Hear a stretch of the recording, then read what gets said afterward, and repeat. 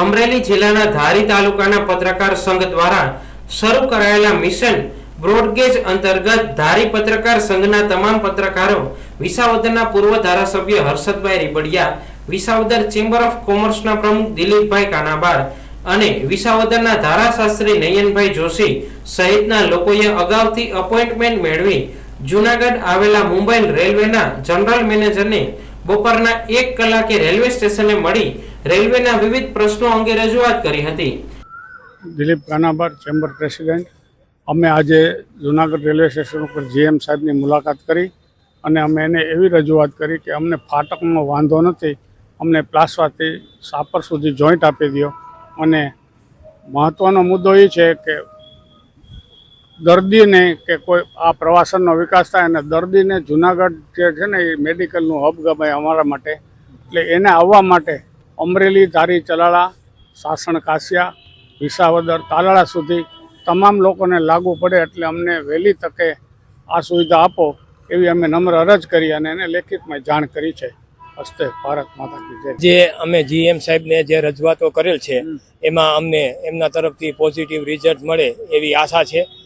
અને દરેક બાબતમાં એણે અમારી વાત ગંભીરતાથી ધ્યાને લીધેલ છે, જેની અંદર જૂનાગઢ જે રેલવે સ્ટેશન ફેરવવાની વાત છે એ રેલવે સ્ટેશન સંબંધે અમે વાંધો રજૂ કરેલો છે કે જૂનાગઢ છે એ અમારું હૃદય છે। જૂનાગઢને પબ્લિકને તકલીફ પડે અને રેલવે ફાટકનો પ્રશ્ન હોય તો એ બાબતે અમે એમની સાથે છીએ, પરંતુ અમને જો ગ્રોફેટ રેલવે સ્ટેશન ફાળવવામાં આવે તો ગ્રોફેટથી 5 કિલોમીટર જેટલું દૂર જૂનાગઢ પડે।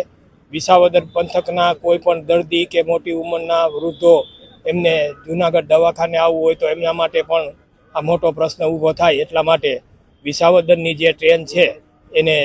સાપુર થઈ અને જૂનાગઢ રેલવે સ્ટેશન સાથે કનેક્શન આપવામાં આવે તો અમને અન્ય ટ્રેનોનો પણ લાભ મળે, આ સંબંધે અમે રજૂઆત કરેલ છે। આ ઉપરાંત વિસાવદરથી ગીર સોમનાથ જિલ્લાને,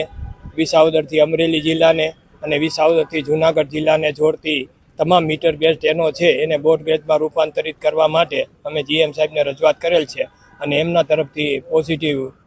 રિસ્પોન્સ આપવામાં આવેલ છે। રજૂઆત કરવામાં આવી હતી, જેમાં Visavadar Dhari Chalala railway line, Visavadar Talala Gir Somnath railway line અને વિસાવદર જૂનાગઢ રેલવે લાઇનને મીટર ગેજમાંથી બ્રોડ ગેજમાં રૂપાંતરિત કરવી, વિસાવદર વિસ્તાર તથા 3 જિલ્લાના લોકોના હિતમાં રેલવે સ્ટેશન ગ્રોફેડના બદલે જૂનાગઢ રેલવે સ્ટેશનને જ ટ્રેનની કનેક્ટિવિટી મળી રહે તે માટે વિસાવદર રેલવેના રૂટને સાપુર જોડવાની માંગણી કરવામાં આવી હતી, જેમાં જણાવવામાં આવ્યું હતું કે જૂનાગઢના લોકોને જે ફાટકનો પ્રશ્ન છે તે અમારો પણ પ્રશ્ન છે। વિસાવદરના લોકો જૂનાગઢની પ્રજા હેરાન થાય તેવું ક્યારેય ઈચ્છતા નથી, પરંતુ વિસાવદરના લોકો રોજબરોજના કામો જેવા કે દવાખાના, ખરીદી, અભ્યાસ અને વેપાર ધંધાથી જૂનાગઢ સાથે જોડાયેલા હોય છે, તેથી ગ્રોફેડના બદલે વિસાવદર લાઇનને સાપુર સાથે જોડી દેવાય તો જૂનાગઢના લોકોના ફાટકનો પ્રશ્ન પણ ઉકેલી શકાય અને 3 જિલ્લાની જનતાને રેલવેની મુસાફરીનો લાભ મળી શકે તેવી રજૂઆત કરી હતી, જેમાં પૂર્વ ધારાસભ્ય હર્ષદભાઈ રીબડિયા તથા ધારાસભ્ય જેવી કાકડિયા, વિવિધ ગામની ચેમ્બર ઓફ કોમર્સના લેટરપેડ તથા અનેક સંસ્થાઓના લેટરપેડ ઉપર આશરે 10,000 લોકોની સહીઓ સાથેની રજૂઆત કરવામાં આવી હતી। મેં આજે જૂનાગઢ રેલવે સ્ટેશને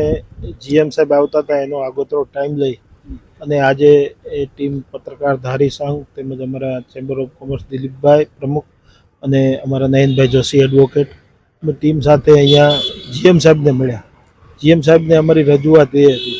કે વિસાવદરથી ધારી, ચલાળા, અમરેલીને જોડતી બ્રોડગેજ લાઇનનો પ્રશ્ન હલ થાય, તેમજ વિસાવદર સોમનાથથી વિસાવદર ને જૂનાગઢ, અમરેલીથી જૂનાગઢ આ અમારું 3 લાઈનો બ્રોડગેજ થાય અને જૂનાગઢમાં અમને ફાટક બંધ થાય એનો કોઈ વાંધો નથી, ફાટક ખુલ્લા ફાટક અરે અમને કોઈ પ્રોબ્લેમ નથી, ખરેખર ટ્રાફિકનો સમસ્યા અમે જાણીએ છીએ, પણ અમારે એવી માગ હતી કે અમારે અહીંયા ગ્રોફેડની અંદર જે રેલવે સ્ટેશન જે અમારું કરવાનું હતું અલગ, એને બદલે અમે એવું કહીએ છીએ કે અમે આમ સાપુર થઈ અને કનેક્ટિવિટી અમારી ન તૂટે, આ અત્યારે જૂનાગઢનું રેલવે સ્ટેશન છે ત્યાં ટ્રેન આવે તો અમારે મુસાફરી રાજકોટ, સુરત બધે જઈ શકે એવી રજૂઆત કરી છે। બીજી એને વાત એ કરી છે કે ખરેખર અમારે જે સોમનાથથી લઈ અમરેલી સુધી, સોમનાથથી લઈ જૂનાગઢ સુધી અમારે આ લાઈનો મીટર ગેજની વર્ષોથી ચાલુ છે. આમાં અમે માહિતી માંગી હતી વન વિભાગ પાસે